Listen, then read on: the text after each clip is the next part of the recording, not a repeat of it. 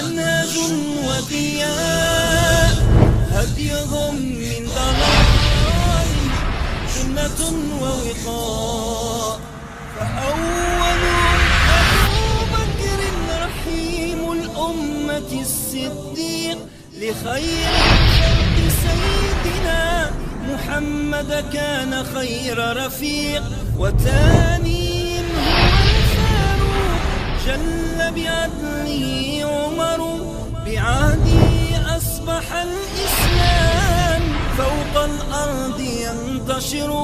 وثالثهم أخو كرم وذو النورين عثمان ورابعهم علي كم لأجل الدين قد أبلى إمام زاهد ورع وكرم وجهه المولى سيرة الخلفاء منهج وضياء هديهم من ضلال سنة ووقاء فأولهم الحمد لله وكفى والسلام على عباد الذين اصطفى ما بعد أعوذ بالله من الشيطان الرجيم بسم الله الرحمن الرحيم قال الله تعالى في كتابه محمد رسول الله والذين معه أشداء على الكفار رحماء بينهم وقال رسول الله صلى الله عليه وسلم عليكم بسنتي وسنة خلفاء الراشدين المهديين رواه أبو داود والترمذي اللهم صل على محمد وعلى آل محمد كما صليت على إبراهيم وعلى آل إبراهيم إنك حميد مجيد اللهم بارك على محمد وعلى آل محمد كما باركت على إبراهيم وعلى آل إبراهيم إنك حميد مجيد ربي اشرح لي صدري ويسر لي أمري واحلل عقدة من لساني يفقه قولي زما ګرانو لیدونکو اوریدونکو السلام علیکم ورحمة الله وبرکاته. د خلفای راشدین رضی الله تعالی عنهم اجمعین د سیرت د درسونو په لړۍ کې مونږه د سیدنا ابوبکر صدیق سیرت مکمل ولوستلو د هغې نه وروسته د حضرت سیدنا عمر فاروق رضی الله تعالی عنه سیرت هم شروع کړی او د هغې د فتوحات ټول مکمل خلص هم وړاندې کې بیا هم د حضرت عمر فاروق رضی الله تعالی عنه فضائل مناقب د هغه نظر چې قرآن عظیم شان بار بار تاییدولو بیا د هغه ځینې خصوصیات هم بیان کړه بیا هم د هغې نه وروسته د هغه اجتهادي د حقوقي مسایلو کوم اجتهادات چې کړي وو او د هغې نه وروسته د هغه فقهي اجتهادات دا ټول هم ولوستل. نو نن درس موږ تاسو انشاءالله د حضرت عمر فاروق رضی الله تعالی عنه د عدل او انصاف په باره کې دی چې د عدل کوم ګامونه پورته کړي دي او څه یې اخیستي دي او دویمه برخه به د دې درس دا ده چې د به د شپې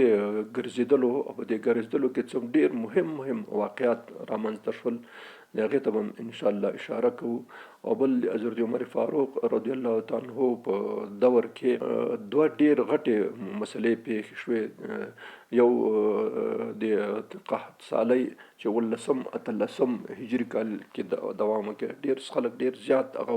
9 میاشتې تقریبا دوام وکړ چې 18 هجري کې شروع شو په 18 هجري کې به ختم شو. او بل 18 هجري کې په شام کې یو طاعون مرض وبا راغله او هغه وبا د امواس د وبا په نامه یادېږي. انشاءالله دا درې موضوعاتو کې مونږ کوشش کوو چې بحث وکړو. اوله خبره دا ده چې د یو حکومت او د یو نظام تر ټولو بهترینه خوبي چې کوم یو دا تر ټولو بهترین صفت او بهترین کارکردګي او ډېر خواله چې امې ملت ته لري، امې خلکو ته لري، امې دنیا کې، امې په آخرت کې د نظام خواله ثابتوي، هغه د عدل او د انصاف مسله ده. دا تر ټولو ډېره مهمه ده. نو که خلک وږي که تږي خیر، خو چې عدل او انصاف په ملک وي نو بیا خلک معمولا خوشحاله وي، خلک خفه نه وي. ځکه چې کله څه مشکلات داسې راځي چې هغه عام خلکو باندې نو بیا هغې کې چې عدل مسله مراد شي نو بیا خلک خفه کېږي نه، ځکه چې هر سړی پوهېږي چې دلته عدل انصاف شته. نو تر ټولو زیات د عمر فاروق رضی الله تعالی عنه چې کوم صفت ډېر زیات مشهور دی او خلک ډیر زیات هغه د یو ماډل او د نمونې په حیث باندې په دنیا کې پیژني. هغه د عدل او د نظام مسله و چې په دا نظام حکومت ټول په عدل باندې ولاړو او د عدل په باره کې هغه هیڅ کلم د هغه نه کار نه اخیستلو دی په اصطلاح سره سستۍ او د رټۍ نه، بلکې هغه کار به یې کولو که څوک خفه کېده که څوک خوشحالېده ده به د عدل او انصاف خبره کوله. نو موږ دلته د امام د سیدنا أمیرالمؤمنین عمر فاروق رضی الله تعالی عنه هغه ته اشاره کوو چې دا د عدل هغه په څه قسم باندې روان و. امام مالک رحمت الله علیه د سعید بن مسیب د امام مالک او سعید بن مسیب چې دا سعید بن مسیب چې کوم یو دی د اصل تابعی دی، مشهور تابعی دی. امام مالک به تابعینو کې راځي خو امام دی د څلورو مذاهبو نه یو مذهب د یو کتاب لیکلی موطا امام مالک ډېر مشهور کتاب دی په حدیثونو کې او تقریبا د حدیث په کتاب کې اولنی کتاب دا دی چې لیکلی شوی په هغه وخت کې، ځکه د مخکې کتابونه دا د وروسته دا نور کتابونه ټول وروسته به لیکلی شوي. نو امام مالک رحمت الله په خپل کتاب کې موطا امام مالک کې یو روایت د سید مسیب رحمت الله علیه نه راخسته دی، ویلي چې یو ځل د یو مسلمان او د یو یهودي په منځ کې په یوه خبره باندې لانجه شوه، شخړه شوه، یو دعوه یې شوله کوي تاسو په دې حقوقي مسایلو کې ځینې دعوې. نو دا دعوه لاړله حضرت عمر فاروق رضی الله عنه ته، هغه دواړه ورغله، یهودي هم ورغی مسلمان هم ورغی. نو حضرت عمر فاروق چې کله دا دعوه د کوم شخړه چې وه دا چې کله وسنجول نو دې کې مسلمان ملامت راووتو او دا یهودي چې دا برحق و، دا حق د دې سړي په هغه کېدلو. نو حضرت عمر رضی الله تعالی عنه بس فیصله ورکړه د یهودي په طرفدارۍ باندې د هغه په هکله چې بس دا شی د همده کېږي او حق د همده دی او مسلمان ته ورته وایي چې ته هسې هغه مه کوه، بس دا د یهودي هغه دی. نو یهودي چې کله دا خبره واورېد هغه خو داسې فکر وکړ چې دی مسلمان هم دی او د ده په اصطلاح سره دین کې هم سره یو څه دی هغه کې نو خامخا به کېدای شي د طرفداري لږ وکړي. حضرت عمر بالکل د یهودي په برخه کې حقوقي مسله فیصله کړه. نو هغه یې یو دم وویل چې په الله مې د قسم وي چې تا ډېره بالحق فیصله وکړله، ځکه دا بیخي رښتیا هم همداسې و، د حق زما و خو د سړي ما ته بس لانجه داسې جوړوله. دا یو هغه راغلی د مسله راغلی. بل هغه دا راغلی دی چې طبقات الکبرا موږ مخکې ویلو چې په دې هغه کې د سیرت په کتابونو کې مشهور کتابونه سیرت یو سیرت ابن هشام دی، یو طبقات ابن سعد د عام زمانه سره تیر شوي دي، نږدې سره تیر شوي، خو ابن هشام مخکې دی طبقات کبرا ابن سعد ده. علامه ابن سعد دی د ابن هشام سره نږدې دی هغه کې تیر شوی دی. نو دا اته جلد دی او دې کې ډیر موثق مسایل راغلي. خو دا سړی ښه موثق عالم او ښه توثیق عالم تیر شوی دی علامه ابن سعد رحمت الله. د یو واقعه راخسته ده ویلې چې د حضرت عمر یو معمول مخکې کېدای شي موږ دې ته اشاره کړي درسونو کې چې د حضرت عمر معمول دا و چې په حج موسم کې به د خپل حج ته تلو، ځکه د حج امیر به د خپل و. دویمه خبره به کې دا ده چې د حج په موسم کې ټول والیان کوم غټ چارواکي چې و ابه ټول د حج موسم کې لازمي راغوښتل چې تاسو به راځئ او حج کې به حاضرېږئ. او بل دا چې خلکو ته عام ټول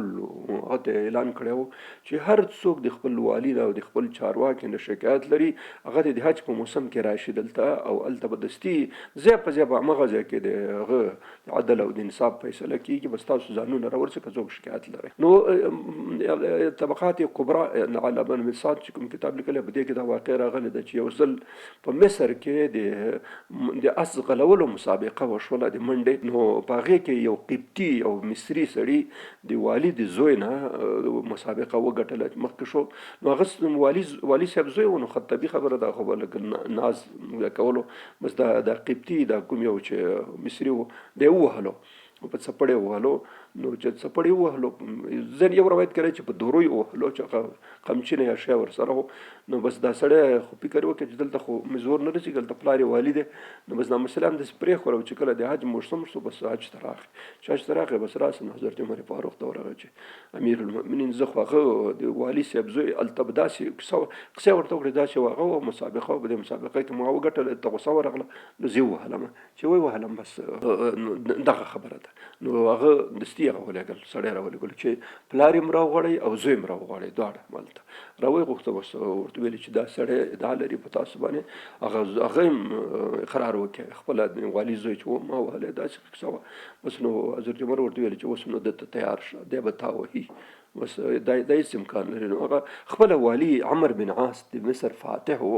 ده ویلی چې امیرالمؤمنین که داسې ته خپل والیان او د والیانو کورنۍ ته سپکوې دا به بده نتیجه ورکړي ښه نتیجه به ورنه کړي نو حضرت عمر ورته ویلی چې ګورئ دا انسانان الله پاک د خپل مورګان نه عذاب پیدا کړي آزاد دي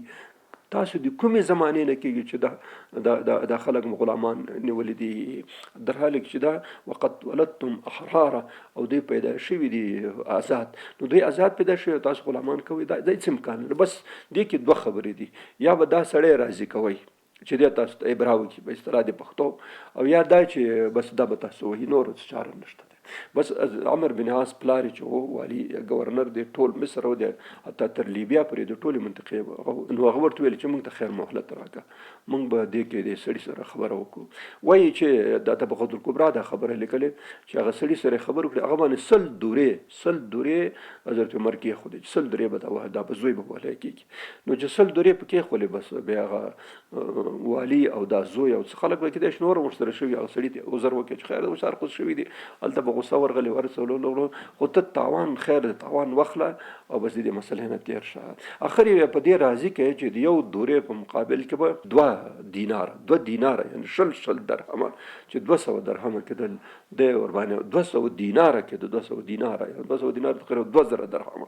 دنیا په هغه کړی سړی د لاسه کې بیا هغه 200 دیناره ترې واخیسته او دی پرېښو دا یو روایت دی او بل روایت بل هم همدې مسله کې راغلی دی چې ویلی چې دا د عمر بن عاص زوی چې کوم یو د باندې شکایت وشو چې کله شکایت په وشو نو بس سړی خبر راغی ورته خو دا سړی مخکې راغی د حج د موسم نه مخکې چې کوم یو هغه وهلی او هغه د حج نه مخکې راغی حضرت عمر فاروق ته شکایت په مدینه منوره کې چې داسې زه خو یې ووهه کړم هغه مخکې روایت چې علامه ابن سعد راخیستی هغه په حج کې ده او دا روایت چې راغلی دا دی چې هغه سړی راغی همغه څوک چې وهلی و حضرت عمر ته شکایت وکړي بس حضرت عمر دستي خط ولیکلو مکتوب پسې چې پلار او زوی دواړه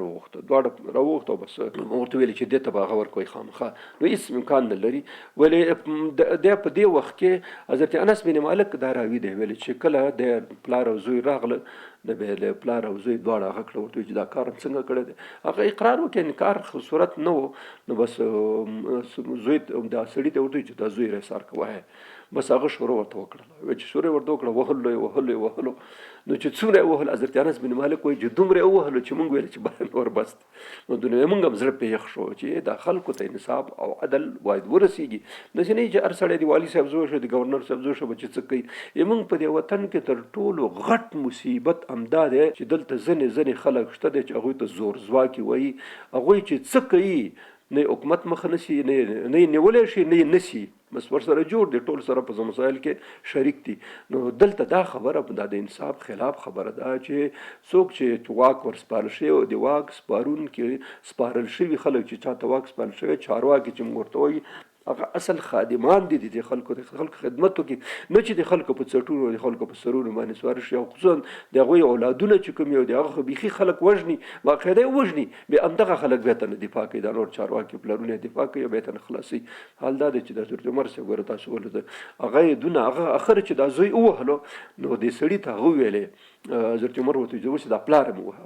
یو سم څپړی دنم تېره کړه چې دا خو دا زوی د ده سړي په سترګو باندې او په زور باندې دا کارونه کول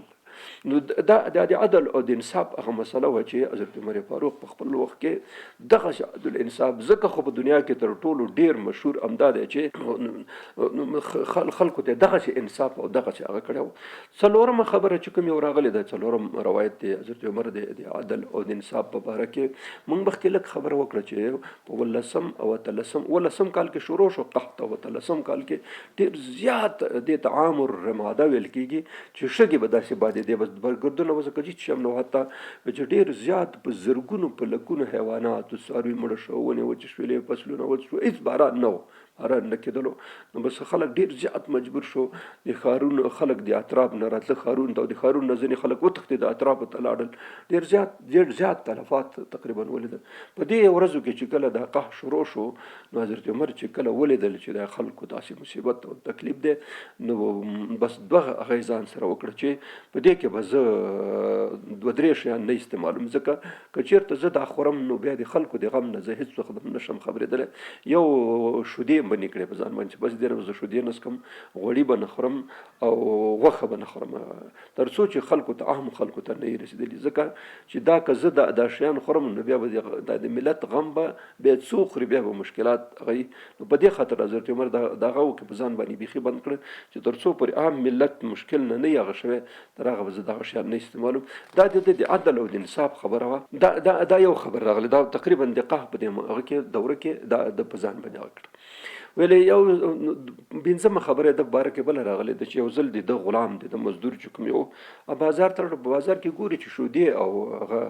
هغه خرڅېږي دا غوړي او شودې د ډېر ارزان و 40 درهمه باندې خرڅېدل. نو غلام فکر وکړي چې بول امیرالمؤمنین خو داسې مشکلاتو کې دی او هغه یې کړی دی، راشه ارزانه شی دی ورته واخلم بس وبیسم. نو شودې مو واخیستې او غوړي مو واخیسته قوطیو کې لکه دا اوس ډبو کې چې کوم دي. نو دی یې راوړه، چې کله یې راوړه حضرت عمر ته کېښوله چې دغه امیرالمؤمنین ما خو دا شی په بازار کې واخیسته ډېر ارزانه 40 روپۍ مې دواړه شیان واخیسته. نو هغه ورته ویلې چې دا عامو مسلمانانو ته دا رسېږي؟ هغه ورته ویل چې نه ټولو ته خو نه رسېږي ځکه دا خاص هغه ورته وایي ته داسې وکړه چې یو شی عامو ته نه رسېږي هغه څنګه زه وخورم، ته دا داسې وکړه دا صدقه که ایسته خیرات کړه. بس هغه سړي ویې وړه بس غلام دا شی خیرات کې. نو بیا څه ورته وایي دی غلام ته یوه خبره وکړه چې پلانکیا ګور اصلي خبره دا ده چې که دا شیان زه وخورم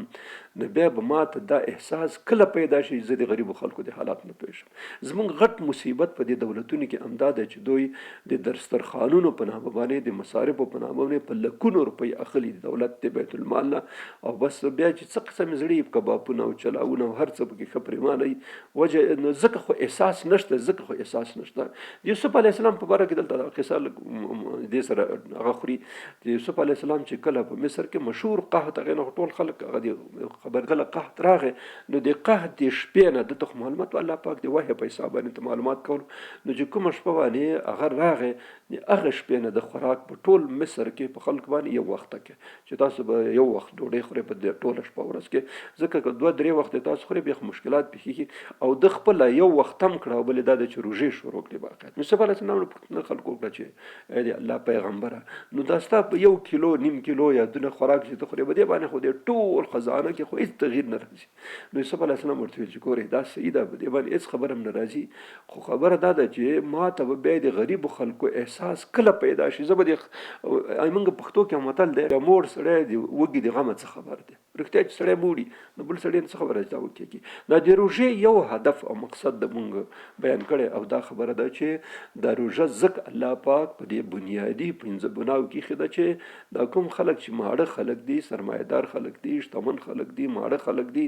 هغې ته کم از کم د دې لوږې احساس خو وشي چې دا لوږه هم یو شی دی. کله خلک نه پوهېږي په دې باندې چې دا لوږه څه شی دی. نو ځکه چې روژه شي نو خامخا سړی پکې وږی کېږي چې وږی شو نو پته ورته ولګي چې ولا خلک وږي کېږي دا لوږه یو زور لري. نو ځکه حضرت عمر په همدې خاطر باندې دا هغه وکړله چې د خلکو احساس د ما سره پیدا شي چې کوم یو هغه دی. نو بل شپږمه خبره د په باره کې راغلې ده ویلې چې دا خو شودې او غوړي او دا شیان په ځان منې کړي او دا به نه خورم. صرف هغې وخت کې په دې خلکو کې هلته زیتون ډېر کېږي په دې لبنان او دې نږدې منطقو کې ټولو کې. نو دې خلکو به هغه تیل هغه کې ایستل او هغه تیل به ایستل لکه دا زموږ وطن کې کوي تاسو خیالي دا د زغرو د کنجدو تیل ایستل کېږي په هغې کې بیا باقاعده وریژې او دا شیان پخوي خلک د ساده مثلا وباسي او بس استعمالوي. نو هلته به هغې وکړه چې زیتونو کوم تیل ایستل کېده نو هغه خو به صفا نه و، دا اوس پروسس کېږي هغه باقاعده هغې سره نور شیان ګډېږي بیا صفا کېږي بیا هغه کې اچول کېږي. نو اوس خو بیخي ښه شی تقریبا زیتون تیل، خو په هغه وخت کې چې دا صفایي مفایي نه وه نو بس تیل به د ساده غوندې ایستل کېده. نو خلکو به هغه کول غوړي او دا شیان چې کله دا هغه پېښ شو دا په اصطلاح سره قحطسالي او وچکالي راغله، نو حضرت عمر رضی الله عنه ځان باندې غوړي او شودې او غوښه بنده کړه. نو ویلې یو ځل د ګېډې کې ګډګړا شو، کله غورا او درزو خو شروع شو په دې ګېډه کې سړی خپل سړی خو هغه بیرون چې کوم ناس هغوی ته هم دا غرغره ورسېږي. نو ویلې چې کله دا د ګېډې ګډګړا شروع کړم داسې 2-3 ځلې داسې وویل په دې هغه باندې چې قسم په خدای چې څونه وګړېږي وغربېږي هېڅ شی هم نه تر کولی، همداسې ګډېږه تر څو چې ټول مسلمانان ته شی نه وي رسېدلي. دا باندې دا خوراک حرام دی، دا جدي خبره نه ده چې بس ته به هغه کوې او چې څه کېږي هغه به کېږي. نه دا خبره نه کېږي، بلکې ته به تر هغه کوې په اصطلاح سره صبر کوي، هغه به کوي چې تر ټول خلکو ته ورسېږي. ولې بل اومه خبره چې د عدل او انصاف په باره کې راغلی، حضرت عبدالله بن عباس رضی الله عنه دا روایت راخستی دی، ویلی چې یو ځل حضرت عمر فاروق مکې ته راغی. په مکې کې صفوان بن امیه خپله سردار و، د صفوان بن امیه سرمایه‌دار سړی و د مکې. دا هغه سړی و چې د فتح مکې کې رسول الله صلی الله علیه وسلم ته نه سلا او پیسې قرض اخیستې وې، دا سرمایه‌دار سړی و. نو د ډوډۍ ورته وکړله حضرت عمر فاروق ته. نو چې کله دی کېناستو څه داسې غټ ښه کافي غټ د سعودي کې زم د عربانو سره کله که مېلمه شوی هغوی نو داسې یو شی راوړي طبخ خدا غټ شی 12 کسان پکې نه 400 نه خوري پکې معلومیږي نه دومره ډېره یي. یو روغ پسه هم داسې د ارزه سره پکې ایښی داسې غټ شی د فکر څونه کسان پکې مړه کړي. نو ډېره ښه ډوډۍ صفوان بن امیرالمؤمنین ته کړې وه. نو دی هم کېناستو، خو چې کله دا خادمان خلک چې کوم یو چې دا په اصطلاح سره راوړلې خدمت یې کول دا کېناسته، دوی کېناسته او هغه کېناسته چې کېناسته حضرت عمر ورته ویل چې ولې تاسو ډوډۍ نه خورئ که څنګه؟ بیا هغه ورته چې نه صاحب مونږ ډوډۍ به لږ وروسته خورو چې تاسو وخورئ بیا مونږ خورو. حضرت عمر ورته ویل چې نه داسې نشي کېدی، بس لاس یې ونیول تر څو پورې چې تاسو ناست نه وي زه نه خورم. بس هغه خلک ټول کېنول، د ډوډۍ ونه خوړله خپله د ډوډۍ ونه خوړله او خلکو خادمان چې هغه ځان سره کېنول چې تاسو به خورئ. داسې کار مه کوئ چې تاسو نور خلکو ته ونه کوئ. نو دا وویل چې دا د الله پاک د عدل خلاف خبره ده چې تاسو خپله خبره ډوډۍ خورئ او نور خلکو ته نه ورکوئ. دا چېرته کېدای شي؟ بل یو واقعه د ده په باره کې راغلې ده چې یو ځل په دې قحط کلونو کې ویلې دته مونږ ورته ینه وایي، ینه یا جګر چې کوم یو دی. نو هلته د صدقې وخان حلالې د ډېر زیات وخان به دوی حلالول روزانه او د خلکو ته به یې ډوډۍ پخوله او د عامو خلکو ته به یې ورکوله. وروسته به انشاءالله بیا هغه کې راشي چې 40,000 کسان په مدینه منوره کې دولت ډوډۍ باقاعده ورته سهار نه به یې شروع وکړه تر ماښام به یې ډوډۍ پخوله او د خلکو ته به ټولو ته به یې مړه ګېډه ورکوله. نو 40 سره خو ډېر زیات شی راځي. نو دې دپاره به یې خامخا ډېر وخان حلالول. د 100 کسانو په سر باندې هلته چې 100 کسان یې نو 8 وخان د 100 کسانو په سر حلالېږي، یعنې 100 کسانو په سر یو وخ کافي کېږي. نو ځکه دا یو غټه هغه وه. نو دلته وخان ډېر راوړل. دا مزدوران د حضرت عمر چې هغه لاړه نو هغه د وخان هغه زیګر او ینه چې کومه د هغې غوښې یې راوړله. بس دلته چې حضرت عمر ته یې پخه کړي هغه چې کله ولیدله ویله دا کوم ځای راوړې داسې هغه الخیرات چې بارېږي او لنګر دی. خو موږ او تاسو خلک لنګر ورته وایي. لنګر کې هغه وخان یې چلله کړي دا موږ ته یې نه راټول کړي. نه د عامو خلکو ته رسېږي که یوازې ما ته به راوړي نه صاحب عامو خلکو ته نه رسېږي. خو دا نو ده ورته ویل چې نه داسې کله هم کېدی نه شي چې زه به د جګر غوښه خورم او نور مسلمانان به دا نوره غوښه چې کومه ساده او هغه غوښه د هغه به خوري. دا نشي کېدی. بس دا بېرته واپس کړئ. هغه یې ونه خوړله بېرته یې واپس. یو بل یو هغه راځي واقع راځي په هغه کې تاریخونو کې او په سیرت کتابونو کې چې یو ځل د اذربایجان والي چې کوم یو عتبه بن فرقت په نامه یادېدلو د هلته هغه خلکو په اذربایجان کې خاص قسم حلوا پخوله. په سوچه غوړیو کې به د هغه حلوا جوړول د خرما به سوچه غوړیو کې او څه بیا نور شیان ورسره ګډول مسالې خامخا. نو ډېره ښکلې او ډېره ښایسته حلوا یې پخوله. د موږ او تاسو په دې هغه کې د منطقه کې د موږ او تاسو په دې منطقه کې د ملتان هغه چې کوم یو د حلوا چې د ډېره مشهوره ده او هغه ډېر خاص خرچیږي ډېره غمي ډېر ښایسته جوړي تقریبا 2-3 میاشتې پروته هېڅ خرابېږي نه ډېر ښکلی شی دی. نو هغه هم داسې مشهوره ده. په دې اذربایجان کې د خلکو ډېره ښایسته ښکلې حلوا جوړوله او چې هر څه نه به وخت په تېر شو هېڅ خرابېدله نه. نو دې والي چې د اذربایجان والي و ده ته یو ځل چا راوړله حلوا. دا خو د دې ځل لاړو ده خو نه ولیدلې چې خلکو ورته اړه ده چې وخوړله ډېره ښایسته ډېره ښکلې حلوا وه. نو بس بیا خلکو ته ورته ویلې چې داسې وکړئ یو 2 ټوکره موږ ته ټوکرۍ وایو دا میټایي او دا شیان چې پکې اچوي 2 ټوکرۍ هغه حلوا جوړ کړي ښه حلوا چې مدینې منورې ته امیرالمؤمنین ته ورولېږه نو 2 ټوکرۍ ورته راولېږلې چې راولېږلې خلکو جوړې کړې والي ته والي بیا 2 کسان ورسره کړه بس مدینې منورې ته راولېږه مدینې منورې ته چې کله راولېږلې نو حضرت عمر فاروق ته وړاندې کړه هغه چې د شی وڅکل چې ګوره ډېر ښایسته شی نو بیا وویل چې دا د اذربایجان ټولو خلکو ته رسېږي او که نه یوازې دا هغه ته نه صاحب دا خاص خلک خوري نو نور عام خلک یې نشي خوړلی نو بس حضرت عمر فاروق مکتوب ولیکل او دا شیان یې بیرته واپس کړه ورته ویل چې دا نه د تا د پلار مالو نه د تا د مور مالو دا د خلکو تا ته راکړی او په دې خاطر دا کار وکړي بس بیرته واپس هغه شی بیرته واپس ورولګو چې بیا بارې دیګر ګوره داسې ونه کوي چې ته داسې هغه کوي چې یوازې ما ته خاص او یا ځان ته هغه کوي نه چې څه شی عام خلک خوري والي صاحب ته به هم دا خوري او زه به هم هغه شیان خورم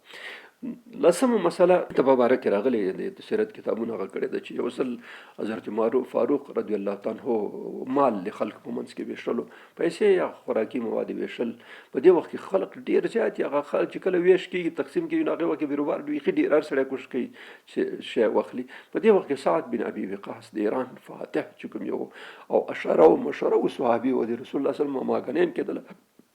نو دی چې کله هغه شو نو بیروبار خو ډېر زیات خلکو نو دی په دې خلکو کې داسې راننوتو ځان یې حضرت عمر ته راورسولو داسې سړی نه و چې څه چا نه پېژندل ټول دا خبره ټول دنیا پېژندلو نو چې کله رانږدې راغی د دې په خاطر باندې چې د نورو خلکو نه مخکې نوبت ورسېږي نو چې کله حضرت عمر سترګې پرې ولګېدې سره د دې چې دا شخصیت مستجاب الدعوات انسان و سعد بن ابي وقاص اشره و بشره هغه کېدو او د فارس اسلام په نامه یادونه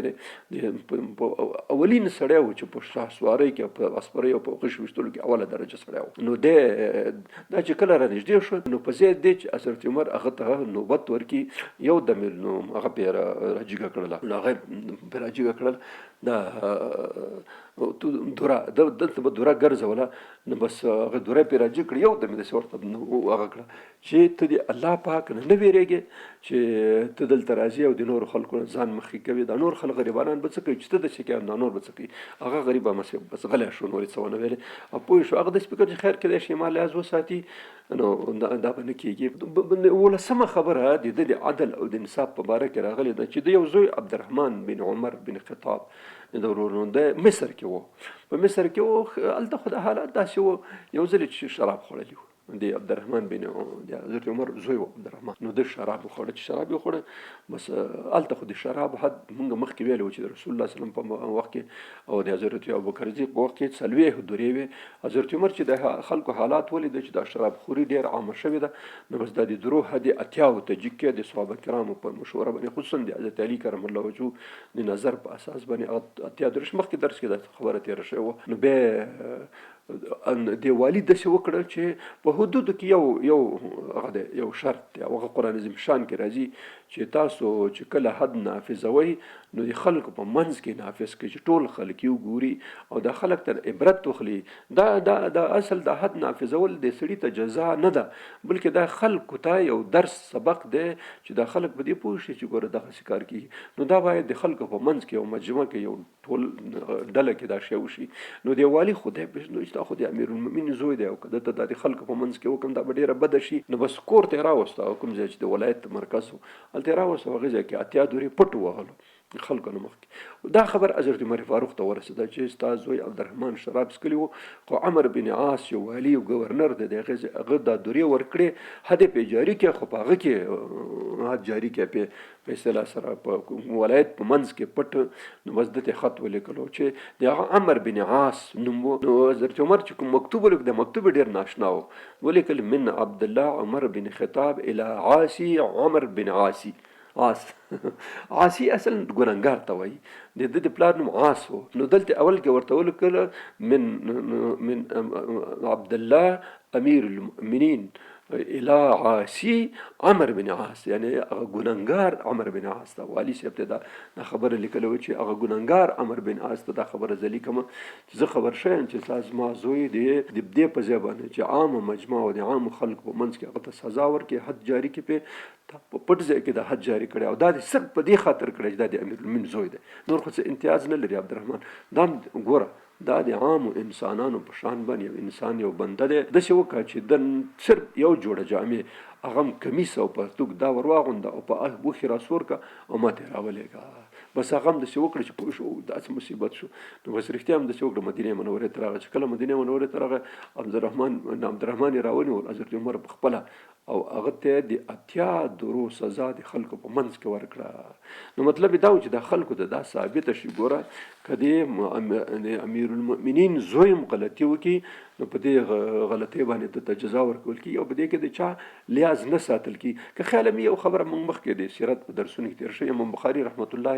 علیه د عایشې بیبي نه دا روایت راخستی دی چې کله چې مکه فتح شوه د مکې د فتح به د نه وروسته مکه د مسلمانانو په لاس کې راغله نو یو ښځه فاطمه نومېدله د ښځې فاطمه د بني مخزوم دا د خانانو د قبیلې نه وه نو دې چې کله غلا وکړه نو دا خبره خو خلکو ته معلومه وه چې غلا حد چې دی د الله غوڅول دي نو دا خلک سره راټول شو مشران چې که د خو داسې د خانانو کورنۍ ده که دی دا لاس غوڅ شي دا به ډېره بده وي نو بس مشوره یې سره وکړه چې رسول الله صلی الله علیه وسلم د څوک واسطه پیدا کړي سفارش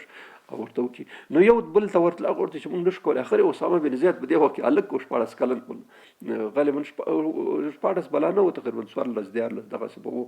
ځکه دی چې کله قمندان کېدلو د رسول الله صلی الله علیه وسلم په آخر وخت کې هغې وخت کې 19 کلن نو په دې وخت کې به د 15 کلونو شاوخوا دغسې و نو عمر یې کم و دې شان باندې ډېر نه پوهېدو نو هغه خو د رسول الله صلی الله علیه وسلم باندې ډېر زیات ګران و ډېر زیات ورباندې ګران و بس ده ته ورغله چې داسې یو خبره ده او که ته رسول الله صلی الله علیه وسلم ورته ویل سید هغه څه په دې شیانو خبرو چې اوس دې تر شا څه مسله ده نو چې ورغله رسول الله صلی الله علیه وسلم چې په کوم خیمه کې ولته ورغی نو کېناستو ورته ویل چې یا رسول الله دغسې د پلانکي بني مخزوم د قبیلې چې دا سرمایه‌داره قبیله په کې همدا و مکه کې دې یو ښځه فاطمه نومېږي هغې غلا کړې ده او دا خلک وایي که دې باندې حد نافظ شي دا ټوله کورنۍ به ورسره بدنامه شي نو که تاسو دا هغه معاف کړئ رسول الله صلی الله علیه وسلم یو دم په قهر شو په غوسه شو اسامه ته سره دې چې ډېر په ګران و ورته وي اسامه الشفاعة فی حدود الله آیا ته اوس د الله د حد په باره کې ما ته سفارش کوې دا خو د الله په حد دی دې کې د سفارش هغه څه دی چې دې کوي ډېر ورته په غوسه شو چې په غوسه شو هغه پوه شو په غلطۍ باندې ورته وایي چې یا رسول الله بس زه پوه نه شوم او ما ته استغفار وکړه بس ما ته زه بخښنه غواړم بخښنه ما ته غواړه د الله پاک نه چې دا ګناه راته معاف کړي بس نور خبره خلاص شو بس چې ماښام شو ماښام لمونځ یې وشو ماښام د لمانځه نه وروسته رسول الله صلی الله علیه وسلم پورته شو خطبه یې وفرمایله چې ای خلکو دا پخواني قومونه پخواني ملتونه او امتونه چې الله پاک هلاک کړي دي په دې جرم یې هلاک کړي دي چې کله به غریب سړي غلا وکړه او ورانه به وکړي کومه ګناه به ترې نه وشو نو هغه باندې به حد نافظول او جزا به یې ورکوله خو چې مالدار سرمایه‌دار شتمن سړي به ورانه وکړي نو بیا به هغه خوشي کولو زمونږ بیا څه وایي رسول الله صلی الله علیه وسلم قسم په خدای چې زما لور فاطمه ځکه هغه فاطمه نومېدله که زما لور فاطمه هم غلا وکړي نو زه به یې لاس ورغوڅ کړم نو دا خبره وکړه زمونږ په دې وطنونو کې غټ مصیبت همدا د خپلې په سترګو باندې ګورو چې د غریبو خلکو باندې حد نافظ کېږي بندي کېږي یو سړی به 10 روپۍ رشوت واخلي 100 روپۍ به واخلي 1000 به واخلي به ونه چې په زندان کې پروت وي محبس کې به پروت وي او چې خلکو په لکونو میلیونونو ډالره خوړلي دي نو هغه به نه کېږي یو قصه چا کوله وی چې 2 کسان نیول شوي وو چې یو ډالر پټ کړي و ډېر او یو سړي بوس پټ کړي نو قاضي ته دا دواړه ورغله بوس غلم ورغی او د ډالرو غلم ورته راوستو نو قاضي حکم وکړ چې بس د ډالر والا خوشی کې بوس والا بندي کې بوس والا چغې کړي چې د خدای په جات باندې د ډالر والا سړی بندي کې او د بوس والا خدا خو هیڅ هم نه راځي کړ نو قاضي ورته چې د خدای غر کې نو قاضي خو بوس نه خوري قاضي خو څه بوس نه خوري چې وسه بوس والا ته خو ځکه بندي کړي چې بوس خو قاضي خوري نه او ډالر خو خوري نو دغه یو مصیبت دی نو ځکه حضرت عمر دا اشیاء دی خلکو ته وښودلو چې ګوره عبدالانصاف چې کوم یوي دا باید په دغه طریقه او په دغه شکل باندې یو بل تاریخ او د سیرت کتابونو ډېره مشهوره واقعه راغلې ده او ډېر دغه د عبرت خبره ده کله چې په شام کې فتوحات شروع شو موږ دا خبره مخکې کړې وه چې د جزیرة العرب سرحد د تبوک نه چې سړی اخواته تیر شي دلته د عربو قبایل اوسېدل قحطاني قبایل اوسېدل خصوصا غسان یو باچي و ځان ته مستقله باچي و د روم د امپراتورۍ پورې د شراب لاندې وه. نو په دې کوم باچا چې و د دې دا جبله بن ایهم غساني نومېدلو باچا و. چې کله دا فتوحات شروع شو دا سړی مست مسلمان شو ځکه پوه شو چې او تر انطاکیه پورې د ترکیې تر سره د بریا ټول مصر دا ټول منطقې ونیول شو د مجبور شو د اسلام راوړو. او یو وخت کې حضرت عمر ته خبر راولېږلو چې زه تاسو لیدلو ته مدینې منورې ته راځم. نو بس هغه ورته چې بالکل راغی مدینې منورې ته. حضرت عمر ډېر مهمانداري او ښه استقبال وکړ ځکه باچا سړی و او د هغه سره برابر. نو بیا چې کله یو څو شپې وکړې نو حضرت عمر ته ورته وکړي تا اجازه یې زه به هغه ته ولاړ شم حج ته حج به وکړم بیا به بېرته خپل وطن ته ځم. نو حضرت عمر یو هغه دا و چې کوم پاچا یا څوک به تسلیم شو هر څوک د رسول الله صلی الله علیه وسلم عادت ومونده شو نو همالته بیا په ځای به پرېښود بس خپل کار کوه. لکه یمن چې کله تسلیم شو یمن مکمل هغې کې هغه بازان والی چې کوم یو د ایران د امپراتوري هغه ته ورته وایي چې بس ته خپل کار کوه موږ تاسې ولا هغه سره هغه نشته خو موږ چې کوم قانون یې سر په مخه ومنې. نو بس د غسان عمل ته خو د منطقې خپل مشر هغه نو که پاچا نه و پاچا خو ممي خلافت خوښ شو خو خبره دا و دی هم د هغه منطقې سردار او مشر سړی و. نو دی راغی بیا حج ته لاړو په حج کې لاړو نو هغه پاچیانو هغې وخت کې چې کوم هغه اغوسته غټ هغه بیا اغوستلو لنګ نو شاته به لږ ورپسې کښېدو. دا اوس هم تاسو که لاړ شئ هلته بیا ګورئ کله کله بعضې خلکو د کمیس هغه عربان ډېر اوږد اغوندي کله شاته دننه پسې د ځمکه پسې رواني. نو په دې طواف کې د یو چا یو فزار ځان ته قوم دی دې یو چا غریب پښه د هغه باندې ولګېدله په دې لونګ باندې ځکه هلته خو طواف کې خو لونګ خلک اچوي نو دې لونګ باندې چې دا پښه هغه شو ایستې دا لونګ راکش شو چې راکش شو نو د هغه ځان لوڅ غوندې شو چې لوڅ شو سړي بس برتنا تاو شو داسې ووهلو چې دا پوزه ماته شو دونه کلکې ووهلو چې ووهلو سړي بس منډه کړه. حضرت عمر ته خبر ورکړې چې دغسې زه خو سړي ووهلم بس سړی پسې ولګو چې راولګي ګوري چې پاچا دی پاچا چې راوسته دا سړی د څنګه وهلی دی هغه به کېدای شي ووایي چې نه مې دا کړی منکر شي هغه ورته هغه ویلې چې دا خو ما ډېر ښه ورسره وکړه دا خو د وژلو سړی و د ما په هغه باندې پښه کېښوه د ما بېادبي وکړه خو د غسان پاچا یم دې سړي ما بېادبي وکړله او دا سړی وکړه ما اصل د وژلو وړو ما صرف د حرم په خاطر باندې چې دا حرم دی په دې کې هغه په کار نه دی وینه تویول کنې ما دا وژلو. حضرت عمر ته چې ښه دی چې اقرار دی خپله وکړې چې سړی دی وژلی نو ورته ویلې چې جبله زمونږ قانون دا دی چې که خاني که دا هر څوک چې دا ټول برابر دي بس دی به تا چې کومه څپړه ورکړې دا خو په غلطۍ ده دا کار کړی زه قصدا خو نه دی کړی. اول ته په تواب کې طبیعي خبره دا شی کېږي که چلته ویرواري نو ته داسې وکړه دا سړی به تا نه انتقام اخلي قصاص به اخلي بس هغه به نه کېږي. ورته ویلې چې نه زه خو باچا فقیر نه غواړي بس دا کار به کېږي. هغه پوه شو چې ولا خبره خو نه کېږي. نو ورته ویل چې خیر داسې وکړه ما ته یو شپه وخت راکړه نو زه به دا سړی د لاسه کړم زه به دې عمر ورته ویل صحیح ده هېڅ مشکل نشته. نو خو دا روایت راغلی چې د سړي نه پوښتنه وکړه دا څوک چې وهلی چې ته یو شپه مهلت ورکوې که نه یې ورکوې هغه ورته ویل چې بالکل صحیح ده یوه شپه مهلت. بس دا سړی هم لاړو پاچا مړو خپل ځای ته نو خپل نږدې مشاورین کوم کسان چې ورته راغلي وغوښتل چې دا څنګه چل وکړو نو دوی ټول ورته ویل چې دا خو ډېره بده ته خو پاچا یو چې پاچا دې ټول خلکو عامو په مخ کې وهل کېږي دا خو ډېره دا خو موږ په مصیبت کې شو دا څه غم شو چې دلته به لا وهلم لا پکې راځي. نو بس په دې وخت کې دوی فیصله په دې وکړه الله پاک هغه بدبختي ورته لیکلې وه نو ویل چې راځئ تښتو په شپه بس په خپلو سپرلیو سوارو شو بس شپه په شپه بس وتښتېده ایسته بېرته لاړه هغه ته منطقې ته روم ته خپله هرقل او دې هغه ته ورغله نو بس ایسته مرتد شو دا سړی چې کله مرتد شو د اخوانه وحده بن جراح رضی الله عنه دا خبر ورته راولېږله چې جبله خو لاړو هم تسلیم شو هغه ته روم امپراتور ته ورغی نو ده ورته وایي چې هېڅ غم مه کوئ انشاءالله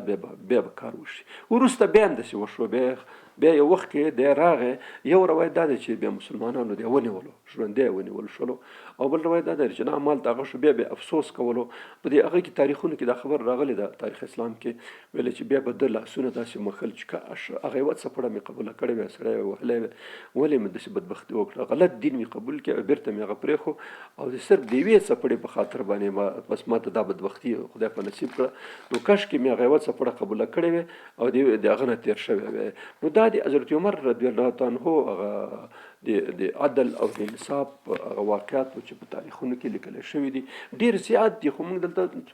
درس دونه ډېر گنجایش نه موږ صرف یو څو دانې پکې هغه کړلې چې خلکو ته دا معلومه شي چې حضرت عمر فاروق رضی الله عنه د عدل او د انصاف په مسله کې څومره د حساس اوس راځو دویم موضوع ته، دغه کې چې حضرت عمر فاروق د عدل او د انصاف په تقاضا باندې او د هغې د عملي کولو په خاطر باندې به د عادت دا و چې دی به د شپې وتلو او د شپې به ګرځېدو په دې تقریبا داسې یوازې نه چې په ښار کې ګرځو، بلکې د ښار نه 2-3-4 میله پرې دلته به واقعیت راشي چې 3-4 میله وړاندې به لاړو، نامنطقو کې به ګرځېدو را ګرځېدو او ټول خلک بیا کوي. یو واقعه راځي ویل چې امام علامه ابن کثیر په خپل مشهور تاریخ البدایه والنهایه کې دا واقعه راخسته چې یو ځل یو کاروان راغی د تجارت کاروان راغی، هلته نږدې چې کوم یو هغه ځای و د اختر د لمانځه ځای چې عیدګاه موږ او تاسو ورته په کوم ځای کې به د اختر لمونځ کېده، راغی په د عیدګاه کې لوی ځای و پراخه ځای و، بس هلته به د عیدګاه کې واړول، د عیدګاه ځای کې دا میدان چې کوم یو دی د خلکو واړول. نو چې خلکو واړل خو غریبانان مسافر خلک و، بل دا دی چې هغوی خو به ستړي وو، نو دوی د پیرې او د دې شیانو انتظام نه لرو. حضرت عمر فاروق خلیفه یې وخت چې کله خبر شو چې دلته یو کاروان تجارتي راغلی دی او دلته یې اړولي دي په دې عیدګاه کې، نو حضرت عبدالرحمن بن عوف د عشره مبشره د جملې نه دی، حضرت عمر فاروق أمیرالمؤمنین خلیفه او د عشره مبشره صحابي دی. عبدالرحمن بن عوف ته ورته وایي چې عبدالرحمنه نن خو به موږ ته باید قرباني ورکړو. هغه ورته وایي څه خبره ده؟ داسې تجاران راغلي، سوداګر راغلي، خو ستړي دي، د لرې ځای نه راغلي دي او په عیدګاه کې اړولي هېڅوک هم نشته، داسې نه چې شپې څوک یې مال پټ کړي یا څه وکړي. نو ښه خبره ده نن شپه ما ورته پیره وکړو. عبدالرحمن بن عوف ورته وایي چې بیخي صحیح ده، بس دواړو ځان سره لرګي مرګي کوتکي واخیستې د پیرې دپاره، بس لاړه شاوخوا ته. نو په مانځه به ولاړ صرف دلته خو د خاصه قلم لمنه خو دې د په خاطر چې هغه ونشي، نو مونځ به یې کولو، مانځه باندې ودرېده، بس لکه یو ځای کې بل ځای کې صرف سهار مانځه باندې سړی پوهېږي چې سهار کېږي ته نه، نو مونځ به یې کولو. یو وخت کې د شپې د نیمې شپې شاوخوا چې شو، یو ماشوم ژړی یې واورېدله، نو بس مانځه نه چې خلاص شو ورغی هماغه ځای ته ژړا ته، نو ګوري چې یو ښځه ده د ښځې سره ماشوم دی، دا ماشوم ژاړي. نو هغه حضرت عمر ورته ویلي چې خورې لږ خو دا ماشوم څنګه ژاړي، ولې څه خبره ده ژاړي؟ هغې څه ونه ورته ویلې، بس لږ وخت تېر شو، بیا راغی په مانځه باندې ودرېدلو نه پیرې په حساب باندې. نو وخت چې تېر شو لږ وروسته د شپې په د آخرو برخو کې بیا ماشوم ډېر واویلا شروع کړه، ډېر ژړی شروع کړه. حضرت عمر ورغی، دا بیا ورته په غوسه شو، ته څه قسم ښځه یې؟ مخکې هم دا ژاړي او ته په دې نه پوهېږې. هغې به ورته ویلې چې او د خدای بنده ده، خو نه پوهېږه ته په تیاره وایي د خدای بنده ته څه خبره یې؟ ویلې چې څه خبره ده چې دا ژاړي؟ ویلې اصل خبره دا ده چې ما دا د تینه پرې کړی ده، ایښودو نه مې پرې کړی، موږ ته تیا ورته تینه پرې کړی ده. او وجه دا ده چې حضرت عمر چې کوم ماشوم تر هغه پرې شوی نه وي، هغه ته هغه نه ورکوي، پیسې نه ورکوي، تنخوا لکه هغه خوراک چې کوم یو دی هغه نه ورکوي. نو ما ځکه دا پرېکړه وه چې موږ غریبانان یو، موږ یې که څه دا ماشوم پرې کړو نو څه چې دی راکوي هغه به موږ هم استعمالوو، ده ته مې ورکوو. حضرت عمر پوه شو چې دا ټوله مسله په تا کې ده، بس ورته وویلې چې صحیح ده،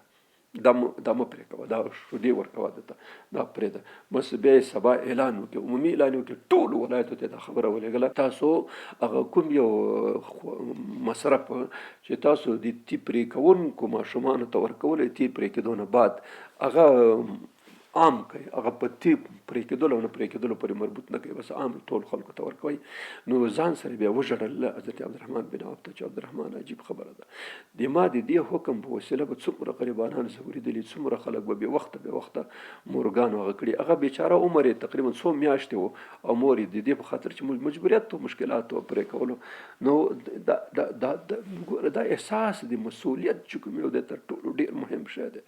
موږ په چارواکو کې احساس د مسؤلیت نشته، بس الله پاک چې کله احساس د مسؤلیت په هر چا کې پیدا شو، خصوصا چارواکو کې، بیا مسله حل کېږي. الله پاک دې موږ د چارواکو د احساس د مسؤلیت احساس ورکړي چې دوی د خپل مسؤلیت پوه شي، موږ هېڅ څوک او دغه زندګي چې دوی د کوم واک او اختیار سپارل شوی دې د یو ذرې په باره کې الله پاک د قیامت په ورځ سره پوښتنه کېږي. او دا د عادي خبره نه ده، خلک خوشحاله دي، پیسې ورکوي، په لکونو ډالره خلک ورکوي چې یو چوکۍ ځان ته ونیسي، خو په دې نه دي پوهې چې د دې چوکۍ مصیبت به هغه ورځ کې چې لویه ورځ ده، هلته بیا ژاړي، بیا به کوکارې وایي، بیا به چغې وایي، خو بیا به په درد نه خوري. اوس لږ احتیاط پکار دی. دغه ورځ موږ دا چارواکي خادمان دي، دا خدمتګزاران دي، که خدمت وکړي الله پاک به د خپل عرش د سوري لاندې ځای ورکړي. او که چېرته عدل انصاف ونه کړي، احساس د مسؤلیت ونه کړي، نو د جنت بوی به ورته نصیب نه شي. نو دا لږ احتیاط پکار دی. په دې کې دا چارواکي او منصب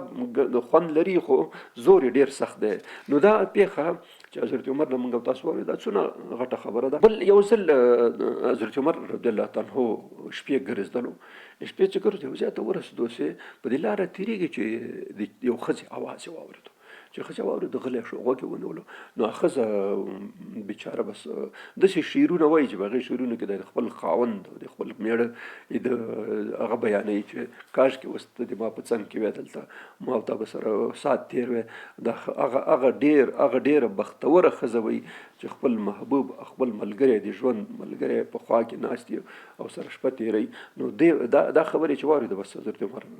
هغه شو، طبیعت یې خراب شو، بس راغی. یو روایت دا راځي چې حضرت عمر ورغی خپلې لور ته چې د رسول الله صلی الله علیه وسلم بیبي وه أمیرالمؤمنین حضرت حفصه رضی الله تعالی عنها ته ورغی، ورته ویل زوی یوه پوښتنه درله کوم لورې، خو شرمېږه مه. هغه دا ده چې د یو ښځې د خاوند نه غیر څومره اندازه صبر کېدی شي. ویلې هغې غریبه ښځه وه نو خامخا، نو هغې ورته داسې کړه چې 3 میاشتې، بیا ورته دا ګوته داسې هم کړه چې 4 میاشتو پورې امکان شته دی، 4 میاشتو کې غلی، خو 4 میاشتې تېرې شي بیا د ښځې نوره صبر نه کېږي. نو بس دا خبرې چې واورېده را روان شو. او بس یو عمومي فرمان ټولو ولایتونو ته ولیکه، ټولو ځایونو ته چې پس د دې نه هر څوک چې تاسو سره په عسکري خدمت کې وي او کور لري، ښځه وي، ماشومان وي، نو هغه به د 4 میاشتو نه بعد جبرن رالېږي، بس راوبېلېږي دلته. او خرچه به هم خامخا دا هغه کوي، ځکه هغوی خو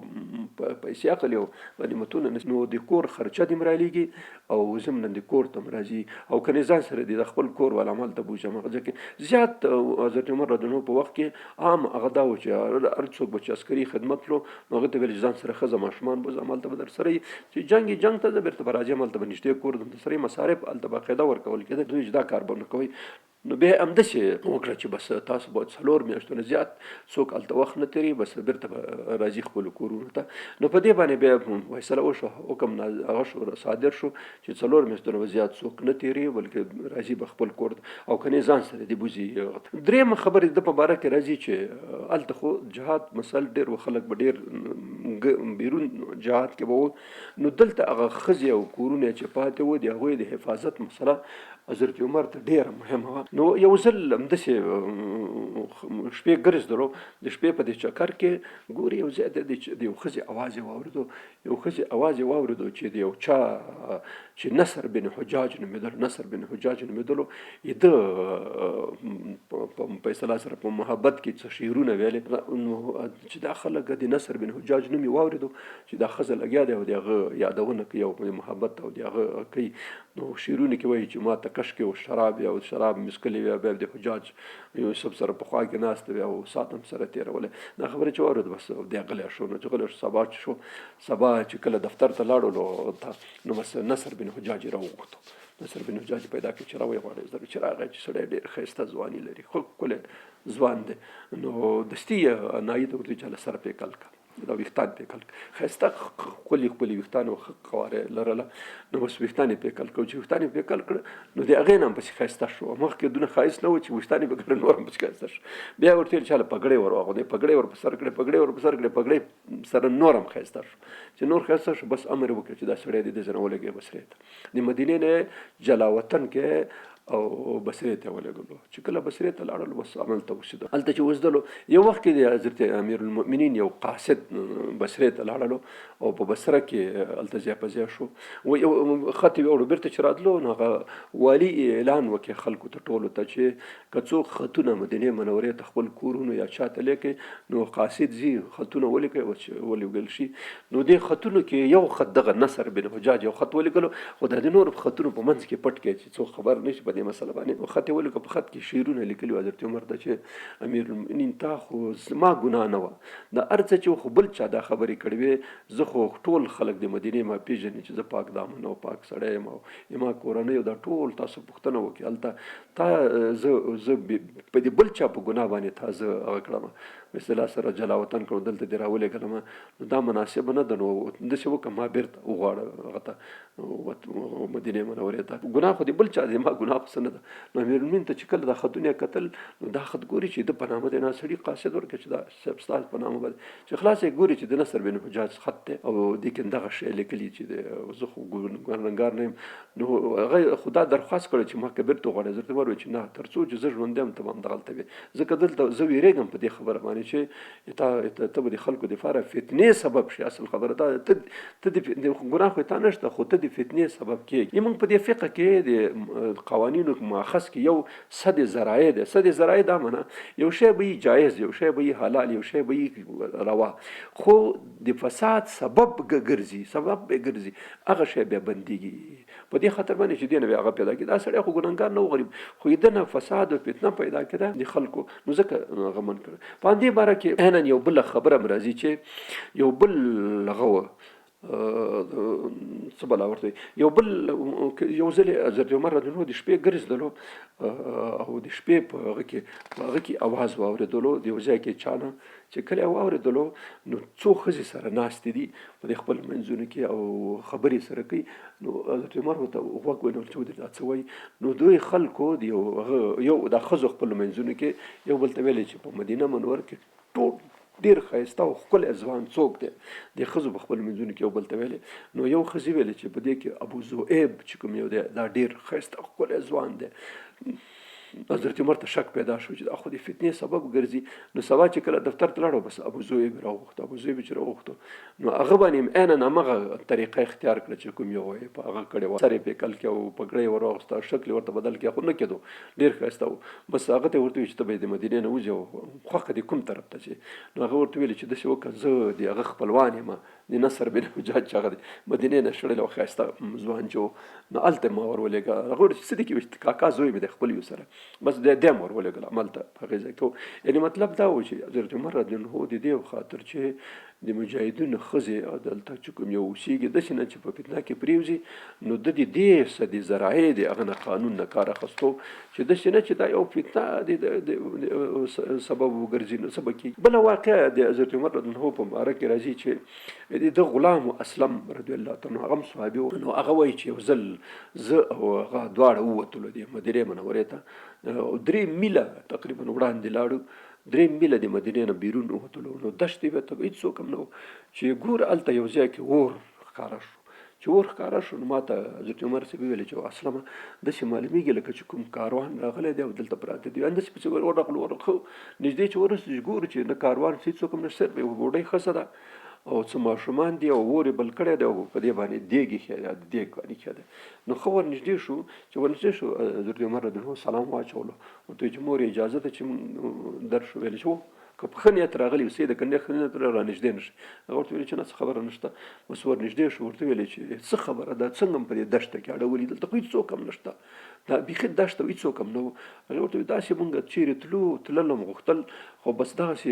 ناوخته شو ماشومان هم وږي وو او چې یوم نو بس دلته مواړه مونږ شپه وکړو بیا به سهار دې ځای حرکت کوو. زه به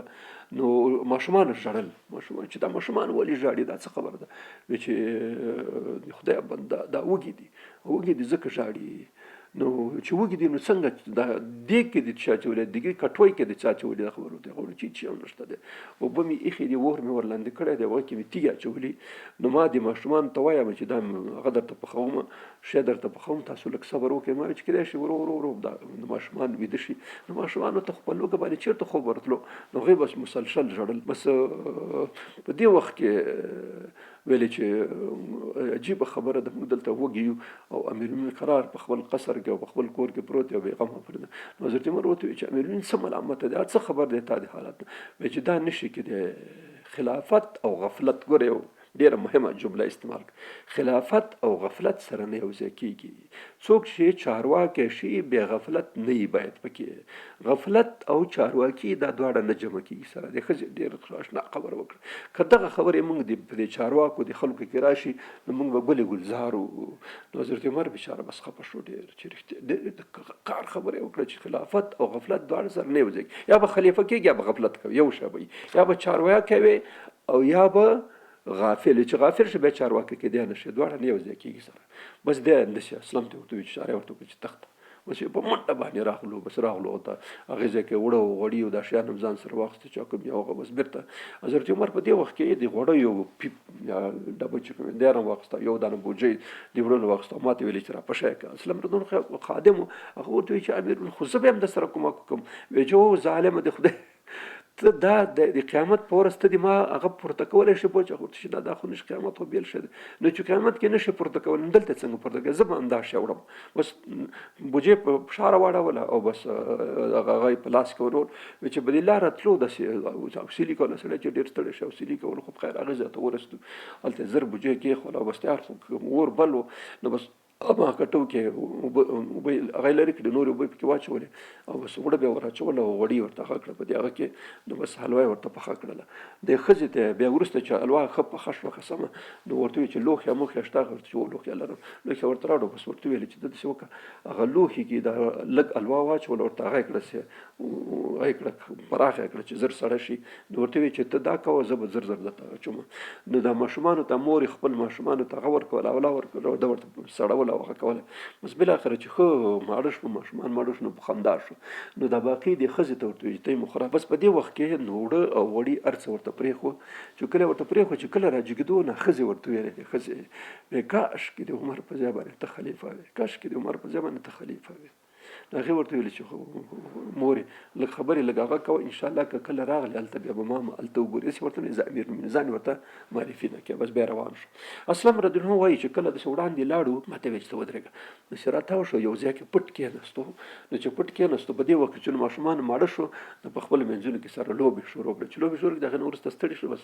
ویده شو ما ته ویل چې زه ځو ما ورته ویل چې دا څه کیسه وه دا څنګه خبره وه چې دلته ورته پټ کېناستې خبره خو موږ خلاصه وه هغه ویلې چې ما دا ماشومان په ژړا لیدلي وو اوس مې زړه دا وغوښتله چې دا یو ځل په خندا وګورم چې دا په خندا شي نو بس بیرته دواړه راغلو نو حضرت اسلام وایي چې کله د حلوا پخوله نو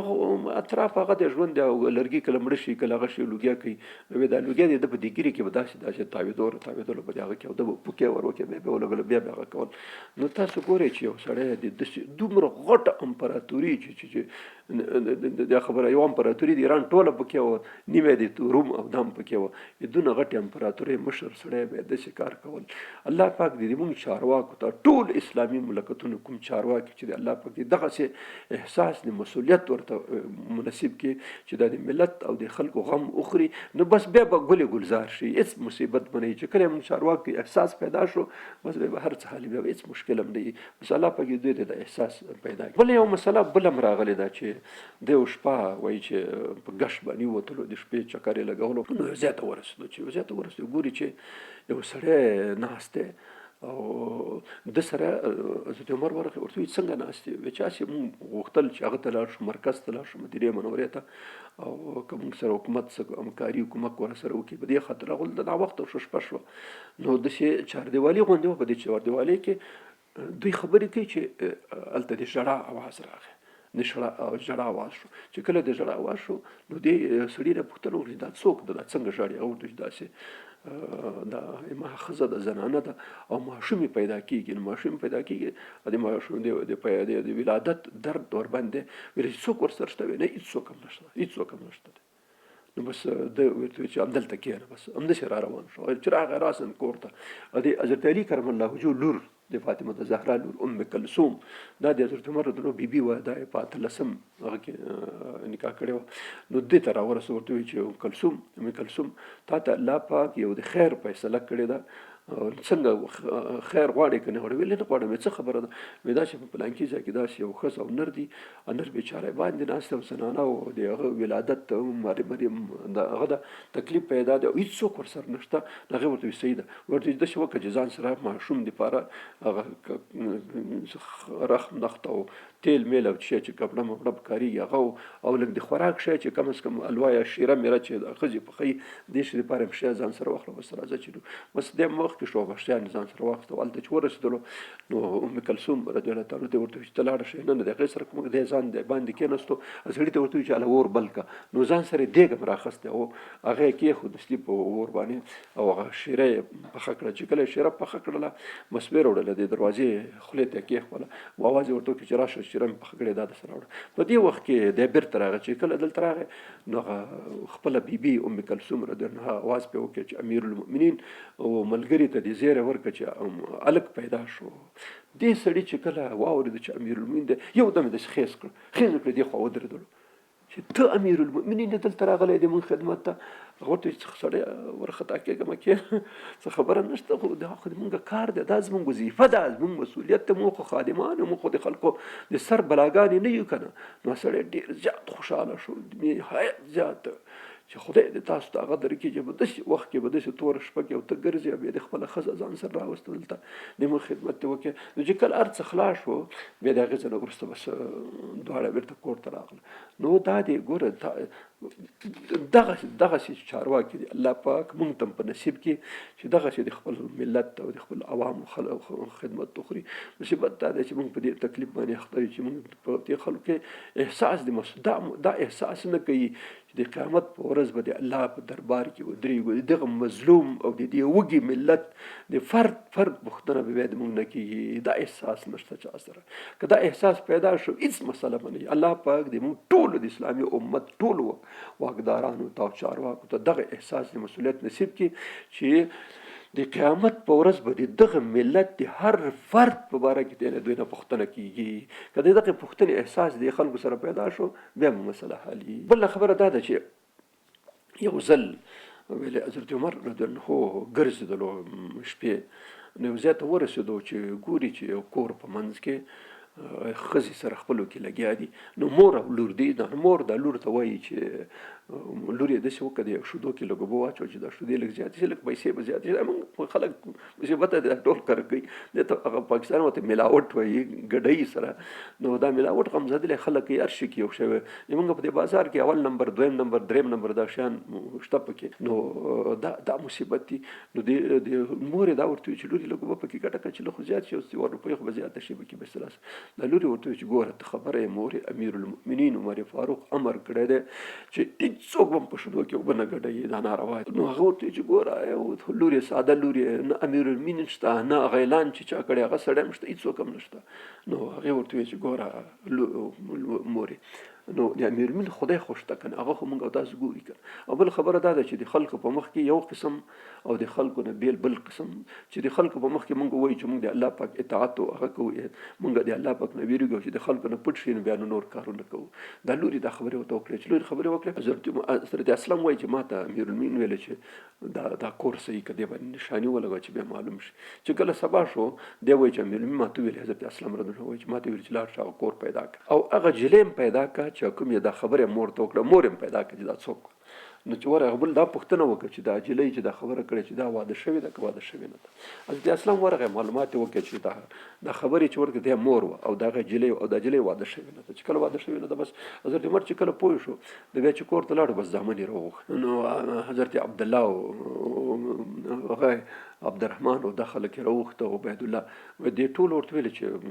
تاسو کوم یو هغه کوئ فیصله سره واده کوئ. نو عبدالله او عبدالرحمن خو دواړو ویل چې موږ خو ودونه لرو پلاره. نو عبیدالله بل دریم زوی چې کوم یو هغه ورته ویل چې پلاره عاصم په نامه وبخئ، عاصم بل زوی و. نو ده ورته ویل چې پلاره زه خو واده نه لرم، دا جلۍ چې داسې اخلاق لري دا که ماته وکړي نو زه یې قبلوم. هغه ورته ویل زه څه بس ایستې هغې ته هغه ورولېږل خواستګاري ورولېږله. نو هغه یې وغوښتله وایي چې وغوښته وکړه. وایي تاریخونه دا خبره لیکلې ده چې دې همدغه جلکۍ نه چې دا شیدو کې اوبه نه ګډولې دې نه بیا لور پیدا شوه، لور ته نه پیدا شوه. د هغې لور نه بیا حضرت هغه پیدا شو، د هغې نه بله لور پیدا شوه همدغه چې کوم یوه او دغه لور نه چې دغه جلۍ چې دا اوبه یې نه د نه لور پیدا شوه. د هغې لور نه عمر بن عبدالعزیز رضی الله عنه پیدا شو. عمر بن عبدالعزیز پنځم راشد خلیفه په هغه یادېږي او دا د حضرت عمر صاحب په د مور په هغه باندې د حضرت عمر صاحب په هغه کې راځي، په نسب کې راځي. نو دا جلۍ چې دغسې په اصطلاح سره تقوا او دیانت یې لرلو، الله پاک بیا هغسې لمسی ورکړی چې عمر بن عبدالعزیز هم د حضرت عمر په شان باندې یو مشهور په اصطلاح سره هغه تېر شوی و، ښه سړی تېر شوی و. نو دغسې حضرت عمر به داسې شپې ګشتونه کول، ډېر زیات واقعات په تاریخ کې راغلي. موږ ته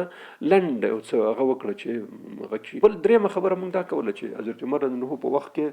هغه پیدا شو طاعون. یو خو طاعون راغی په 18 کې او په 13 کال کې، او بل قحطي په همدې کالونو. دا قحطي چې وه صرف په مدینه منوره په دې شاوخوا کې وه، او طاعون چې و طاعون په اول پیدا شو په فلسطین کې، رمله چې ورته ویل کېږي په دې شمالي برخه ده. دلته یو کلی امواس نومېدلو، په دې امواس کې طاعون پیدا شو او دا طاعون چې کوم دا د موږک کې پیدا کېږي ورګه اصلي په ورګه کې بیا د موږک او د ورګې په واسطه باندې بل خره د موږک نه راځي ورګې ته ورګه دا کیک چې ورته ویل کېږي بیا دین انسان ته راځي او داسې ځای په ځای باندې زخمونه پیدا شي او دا زخمونه نه وینه ځي بیا بالاخره دا داخل د جګر او دا داخل د سږو د منطقو ته هغه کېږي بالاخره سړی د ډېر مړ کېږي نو مړ کېږي ډېر خلک او هغې وخت کې خو دواګانې دا شیان نه وو نو طاعون خپله مرض دی لیپراسي ورته ویل کېږي هغه کې په طب هغه کې او دا وبا چې د هغه مرض ته ویل کېږي چې کوم مرض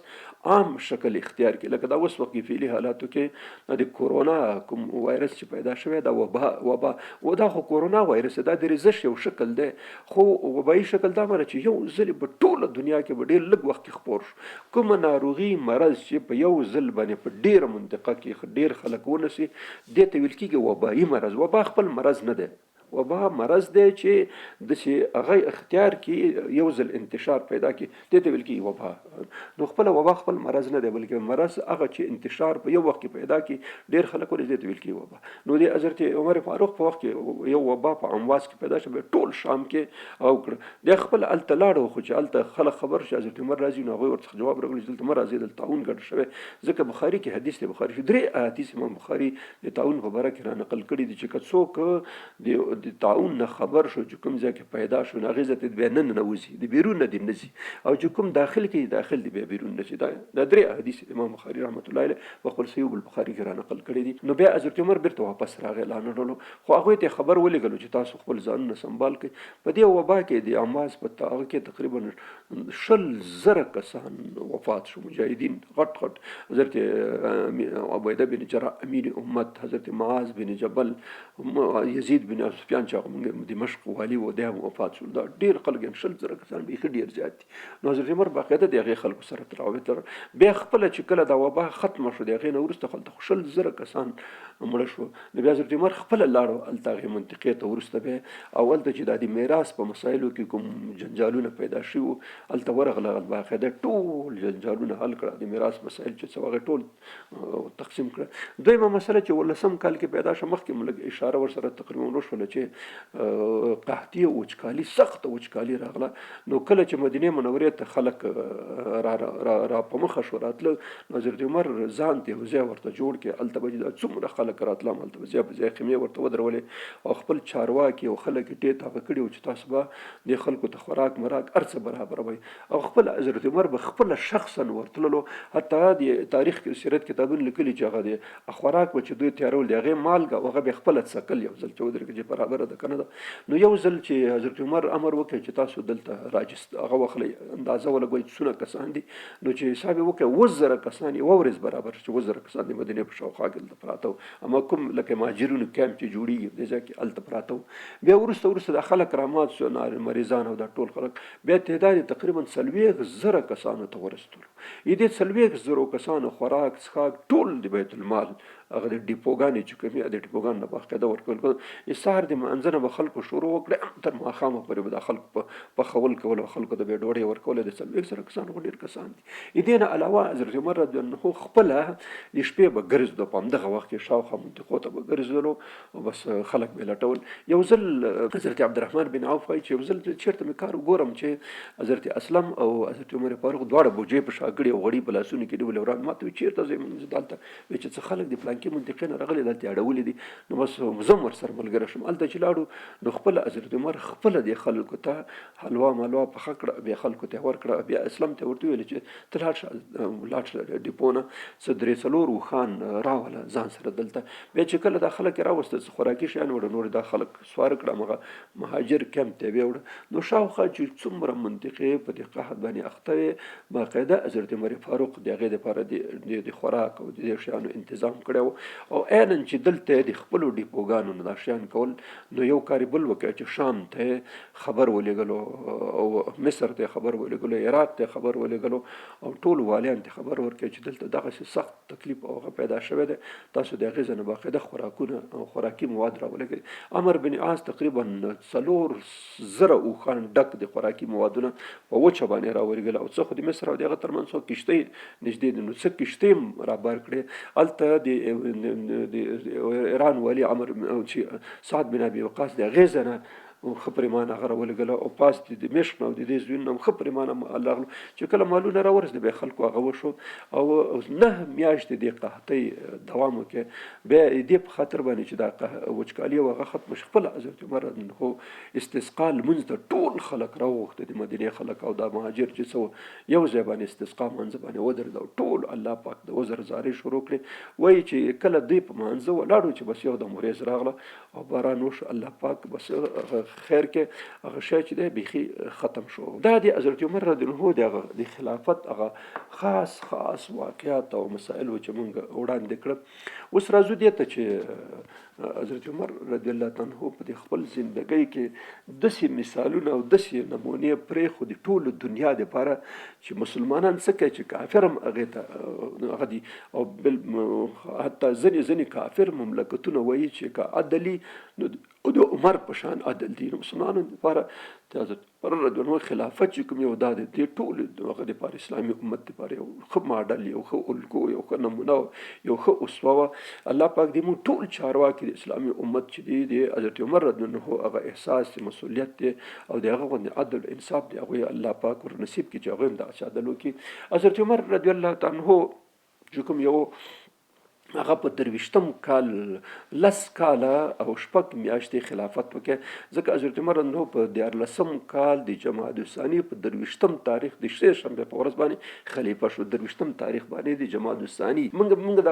وطن کې ورته اوله خور دویمه خور درېمه خور څلورمه خور وایي خو ربیع الاول ربیع الثاني به جمادی الاول جمادی الثاني جمادی الثاني په 22 باندې حضرت ابوبکر صدیق وفات شو او په 23 باندې د خلیفہ شو. بیا 10 کاله او 2 میاشتې بیا جمادی الثاني خو لږ ورځې پاتې بیا ورپسې رجب دی شعبان دی رمضان دی شوال دی ذوالقعده دی ذوالحجه ده 6 میاشتې. نو د 14 کال په نیم کې دی کېناستو نو 6 میاشتې دا شي بیا 10 کاله چې خلافت وکړي نو 14 شي 23 نو 23 کال د ذوالحجې په ځینې تاریخونو لیکل 26 تاریخ لیکلی ځینې 20 تاریخ لیکلی دی چې دی زخمي شو. نو د 10 کاله خلافت کې دومره کارونه وکړل چې کېدای شي په ډېر دنیا کې ډېر خلک په ډېر کلونه کې د عدل او د انصاف یو نظام یې مخکې مونږ هغې باره کې د هغه په کارکردګۍ کې تېرو درسونو کې پوره معلومات ورکړی وو. نو د وایي چې په دې 23 کال په د آخرو وختونو کې یو سړی یو غلام چې د نهاون په جنګ کې نیول شوی اصلي نوم یې فیروز و خو د ابولؤلؤ په نامه سره دا سړی یادېدلو د مغیره بن شعبه غلام و. نو د خپله په اصطلاح سره آهنګر و نجار مو خو تکړه سړی و د کار سړی و. هغه به د ورځې یو روایت کې 4 ورځې بل روایت کې 2 ورځې 2 درهمه به یې دنه روزانه اخیستل د خپل کار کول. یو ځل شکایت ته راغی حضرت عمر رضی الله عنه چې دغسې ما بادار چې دی ما نه لږ پیسې ډېرې غواړي. هغه ورته وایي ته څه کار کوې زه خو آهنګر یم او داسې دا شیان جوړوم. هغه ورته وایي چې دا خو ډېرې کمې دي چې کمې دي. سړي ته غوسه ورغله چې څنګه کمې دي زه چې څونه کار کوم هغه رانه ټول هغه اخلي ما ته چې دونه نه پاتې کېږي پکې. نو ویلې چې ښه نو بیا ورته ویلې چې ته زه شی کوې زه د ژرندې جوړم او هوایي په باد باندې چلیږي. حضرت عمر ورته وایي چې ژرنده خو ما ته هم جوړه کړه. هغه ورته وایي چې زه به داسې ژرنده تا ته جوړه کړم چې ټوله دنیا یې اواز واوري نوم یې واوري داسې بس فکر وکړه چې اوس یې ولاکه پرېږده. د دې نه بعد یو برچه جوړه کړه دی خو تیار هغه و آهنګر و داسې برچه جوړه کړه چې 2 طرفه منځ کې موټی و دې طرفه هم او دې طرفه دواړه طرفه بیا وهل کول. کله چې دا 26 یا 28 سحر راغی سحر مانځه کې ځکه حضرت عمر فاروق به چې کله سحر مانځه ته راتلو نو اواز به کول چې صفونه سم کوي بیا به هغه کې بیا به راتلو بیا به تکبیر به ویله بس جمع باندې بود محمد امیرالمؤمنین به کولو. په دغه جمعې ورځ ته جمعې په ورځ باندې جمعې سحر مانځه وخت چې خپل د ابولؤلؤ فیروز چې کوم د دام راغی د حضرت عمر بالکل به د شاته ودرېد په همدې صف اول کې او نور کسان هم عمر بن میمون په نامه باندې امام بخاري د روایت را نقل کړی دی چې دیم بالکل د زم ویلم دلته نږدې ولاړو ما ویلې چې کله حضرت عمر رضی الله تکبیر تحریمه ویله بس منځ شروع کې قرائت شروع کې بس د سړي یو دم خیز په وکړي چې خیز په وکړي په دې ولي کې او په دې تشو کې او د نامه لاندې دلته او شپږ گزارې په وکړه او دلته خلک ډیر و د خلک یو دم په ورمنډه کړه بس دا وه تقریبا 14 کسانې ځان سره زخمیان کړه بس هر څوک دواړه طرفه وهل کول. په دې وخت کې یو سړی پوه شي چې کار خو هغه دی، بس د خپل صادر راوخت یو دم داسې پې ور واچولو کلکې کې پکې چې کلکې سړی پوه شي چې ولاس خو مې کار خرابوي. او دا خبره چې د سره کوم پلان او دا پلان یې په شا نه شي نو بس دستي خودکشي وکړه. دا شی پټ پاتې شو چې شی پټ پاتې شو. بس دی وغورځېدلو چې کله وغورځه عبدالرحمن بن عوف یې را مخې ته کې او بس منځ ورکې خو مختصر منځ ورکې. دا عامر بن میمون وایي چې هماغه خلک چې نږدې و هغه خبر شو، نور خلک هېڅوک هم خبر نه شو چې څه خبره شوه. عبدالرحمن بن عوف منځ وکړه، بس بیا خلک وروسته خبر شو چې حضرت عمر زخمي شوی دی. نو کور ته یې بوتلو، چې کله یې کور ته بوتلو نو ده ته شربت راوړلو. شربت یې چې راوړو چې وڅښلو چې د کلمو نه لاندې د نامه نه لاندې دلته لګېدلی و، دې ځای دا شربت ووتلو.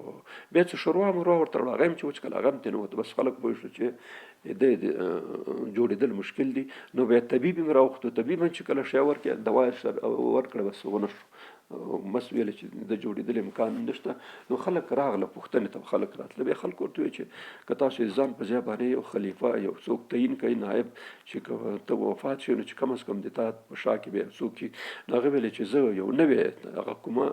رسول الله صلی الله علیه وسلم څوک نو انتخاب کړی او بکر صدیق چې د هغه زه انتخاب کړم. زه داسې کوم چې په دې امت کې چې تر کومو ټول بهترین خلک دي هغه زه تاسو ته هغه کوم هغوی دې په خپل منځونو کې فیصله وکړي. نو بیا د شپږو کسانو نومونه چې شپږ وړه اشاره او مبشره وو هغه انتخاب کړي چې بس دوی دې بیا په خپل منځونو کې سره کیني او سره دې خلیفه په حیث باندې وټاکي. هغې کې حضرت عثمان، حضرت علي، حضرت عبدالرحمن بن عوف، حضرت سعد بن ابي وقاص او حضرت طلحه او حضرت زبیر. دا شپږ کسان خپل واوښې چې سعید بن زید هم اشاره او مبشره کې ژوندی و، خو دا چې د خاندان سړی و د اوښې و هغه ونه کې سره دی چې اشاره او مبشره وکړو. او خپل زوی عبدالله بن عمر خو ډېر لوغه سړی و، هغه ته ورته وایي چې ته به صرف دونه کې چې به د شورا کې به برخه اخلې د یو ناظر په حیث باندې، خو خپله به د خلافت حق نه لري. صرف ګوره که درې کسان یو طرف شو درې بل طرف شو بیا نو ته رایه ورکړه یو طرف ته ودرېږه. نو بیا ورته ویلې چې تاسو به داسې وکړئ، تاسو ته 3 ورځې وخت دی، تاسو به 3 ورځې خپلو منځونو کې سره کښېنئ، یو سړی به انتخاب کوي. صهیب رومي رضی الله عنه چې مشهور صحابي دی هغه د امام په حیث تعین کړي. د دې کسان نه څوک تعین نه کړي، که دې کې څوک امام شي بیا به خلک فکر کوي چې بس همدا امام دی همدا دی مشر شي، دی تعین نه کړه. صهیب رومي ته ورته وایي چې د بل نوي خلیفه تر انتخابه پورې به ته امامت کوي. او حضرت ابو طلحه انصاري او مقداد بن الاسود رضی الله عنه ته ورته ویلې چې تاسو به 50 کسان ځان سره مسلح راولئ او کوم ځای کې چې دوی کښېني د هغې پیرۍ انتظام هېڅوک به هم نه ورپرېږدئ، بس دا شپږ کسان ازادانه خپل کار کوي چې څه فیصله سره وکړه هماغه صحیح ده. نو دوی ته دا وکړه. عبدالله بن عمر ته بیا ورته ویلې چې داسې معلومېږي چې زه خو پاتې کېږم نه، ته داسې وکړه لاړ شه حضرت عایشې بیبي ته ورته ووایه چې عمر بن خطاب امیرالمؤمنین ورته مه وایه چې زه امیرالمؤمنین نور نه یم، بس ورته وایه چې عمر بن خطاب غواړي چې که زه د خپلو دواړو ملګرو سره یو ځای دفن شم نو دا به ستا مهرباني دا ځای ماته وکړه. عبدالله بن عمر ورغی حضرت عایشې بیبي ته چې زه پېژندلو چې پلار مې رالېږلی یم عمر بن خطاب، وایي که ماته دې ځای کې ځای راکړئ. هغې ورته چې دا ځای خو زما ځان دپاره ساتلی ځکه یو مې خاوند دی یو مې پلار دی، خو چې عمر هغه دی نو زه دې ته اجازه کوم. حضرت عبدالله بن عمر وایي چې زه کله حضرت عایشې ته ورننوتم نو هغه ناسته او ژړلې دی حضرت عمر په دې باندې زخمي توب باندې خفه وه ډېره. بیا ما ورته چې بالکل ما ته ویلې چې بالکل بس اجازت یم دې ځای کې دې ښخ شي، زه به په بل ځای کې ښخه شم. نو بیا ورغلم چې ورغلم نو حضرت عمر چې کله زه ولیدم نو بس خلکو ته ورته چې ما لږ راجګ کړئ. چې کله راجګ کړو ما دې پوښتنه چې عبدالله څنګه چل شو وشو کار ونه شو؟ بیا هغه راته وایي چې بالکل وشو، حضرت عایشې تا ته اجازه راکړه. ډېر زیات خوشحاله شو چې زما د ژوند ډېر غټ غم دا و زه د خپلو دواړو ملګرو سره یو ځای ښخ شم، دا به ډېر ښه وي. خو عبدالله یا خیال دې ساتي که زه وفات شم د وفات نه بعد یو ځل بیا عایشې رضی الله عنها ته ورشه او اجازه ته نه غواړي چې عمر بن خطاب اجازه غواړي، که اجازه یې درکړه صحیح، که اجازه نه درکړه بیا جنت البقیع ته وي. نو دی بیا چې کله وفات شو د وفات نه بعد 3 ورځې دی غالبا څونه وخت ژوندی و. نو بیا د هغې نه وروسته بیا چې کله دی وفات شو ویې رسولو هلته نو بیا عبدالله بن عمر ور مخکې شو حضرت عایشې ته ورته وایي چې عمر بن خطاب اجازه غواړي، اجازه شته که نشته؟ هغه ورته بالکل یو ځل خبره شوې ده بس راځي. بیا نو د رسول الله صلی الله علیه وسلم سره خوا کې و چې هلته لاړ شي اول د رسول الله صلی الله علیه وسلم قبر دی، بیا ورپسې د حضرت ابوبکر صدیق دی، بیا دا داسې د ګوتو په شان باندې یو د بل نه د رسول الله صلی الله علیه وسلم د اوږې سره د حضرت ابوبکر صدیق سر لګېدلی، بیا بیا د ابوبکر صدیق د اوږې سره د حضرت عمر سره لګېدلی داسې درجه په درجه یې داسې ایښي دي درې وړه په دا یو حجره کې کومه چې د حجره د حضرت عایشې بیبي د درې وړه قبرونه په یو ځای کې دي دلته درې وړه دفن شوي دي. نو د 10 کاله او 6 میاشتو خلافت نه وروسته د ذوالحجې په میاشت کې په 26 یا 28 تاریخ باندې بیا د وفات شو، خاورو ته وسپارل شو. بیا 3 ورځې د خلک جرګه سره ناسته وه، بیا حضرت عثمان رضی الله عنه بیا د خلیفه په حیث انتخاب کړي. هغه انشاءالله د انتخاب طریقه به د عثمان په سیرت کې موږ انشاءالله تفصیلي بیان کو. درس همدونه بس دی. واخر دعوانا ان الحمد لله رب العالمين.